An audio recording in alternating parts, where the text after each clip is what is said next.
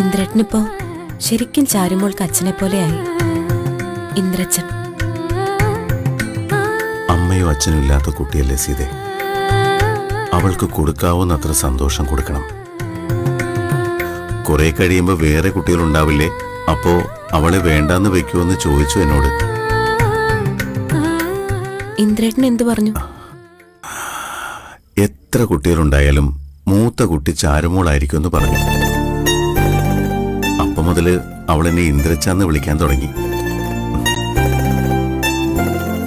കുറെ കഴിയുമ്പോ വേറെ കുട്ടികളുണ്ടാവില്ലേ എന്ന് ചാരുമോള് ചോദിച്ചില്ലേ?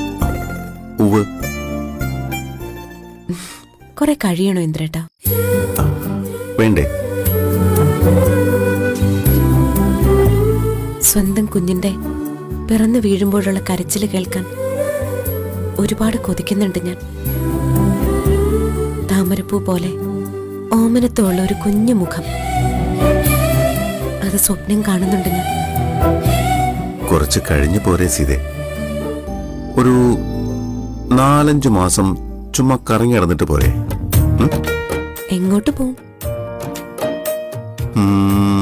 എങ്ങാണ്ടെങ്ങാണ്ടെങ്ങാണ്ടൊക്കെ. ആന കേറാൻ മലയില്? ആള് കേറാൻ മലയില്. അവിടെ നിന്നിട്ട് അവിടെ ഇരുന്നിട്ട് പിന്നെ അവിടെ രാത്രിയുടെ കമ്പളം വിരിച്ചിട്ട് ഞാൻ നിനക്കെന്റെ പ്രണയം തരും. നീ മോഹിക്കുന്ന, നീ സ്വപ്നം കാണുന്ന താമരപ്പൂ പോലെ ഓമനത്വമുള്ള ഒരു പിഞ്ചോമന കുഞ്ഞായിട്ട്.